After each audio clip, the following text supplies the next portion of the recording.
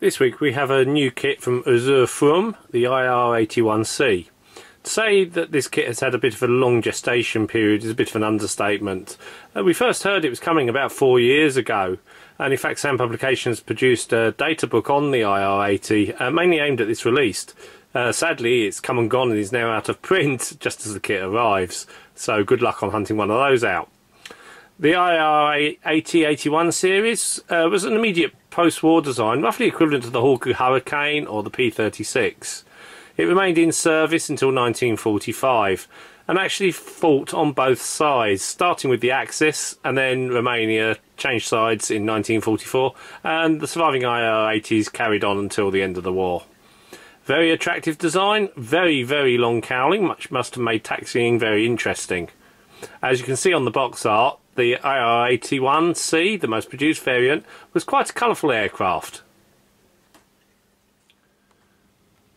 These two sprues show most of the detail parts. We have a few sections for the cockpit, the wheels in the top right hand corner of the photograph, but 90 of them go towards the engine. Now this is a little bit of an overkill, as the closely cowled engine is most of the parts are just not going to be visible, especially the complete exhaust system to the rear. Really the only part you're going to see is the exhausts themselves poking out through the back of the cowling.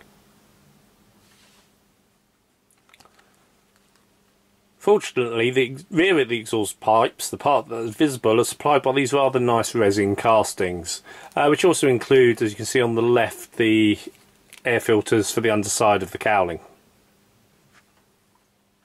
Now this does look like a very simple kit to build, with the exception of that rather complicated engine.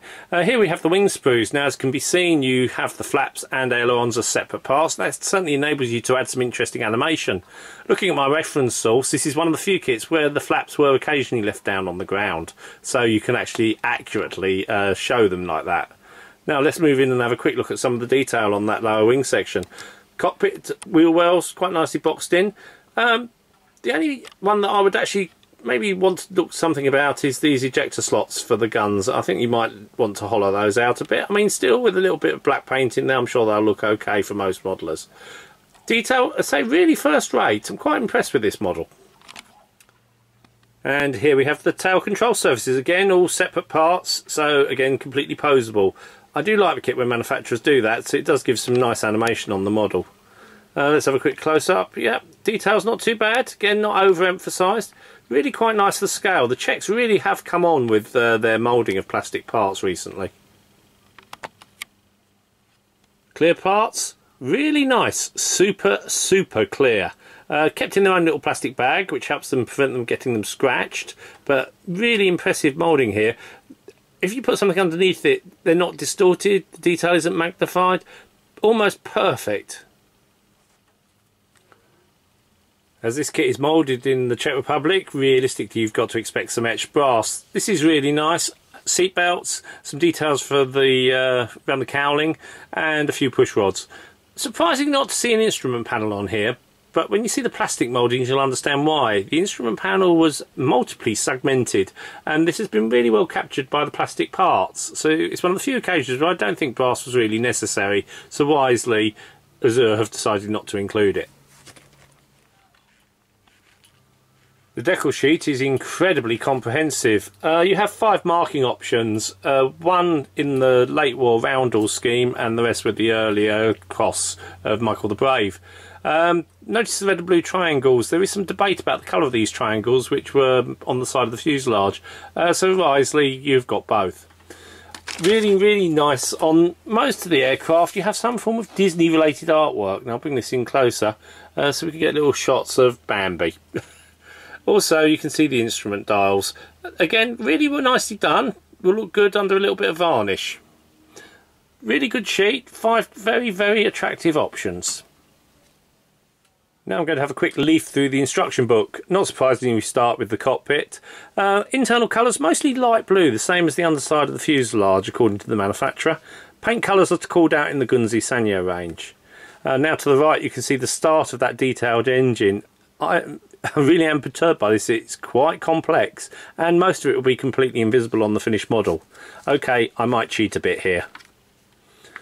There you go. There's the engine all being hidden away after all the work assembling it.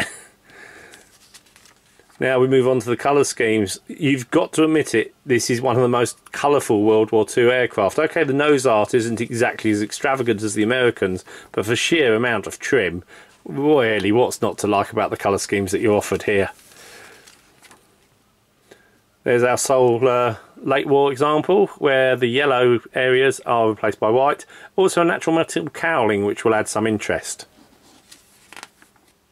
Now, realistically, this is a beautifully produced kit. Really, really nice. Deserves to sell well. I'm sure it's the first in an I.A.R 8081 family, so we'll see many more kits based on these mouldings to come. Radu Brinzon, if those decal options don't really float your boat, has produced a wonderful decal sheet which has numerous options for the I.A.R 81C.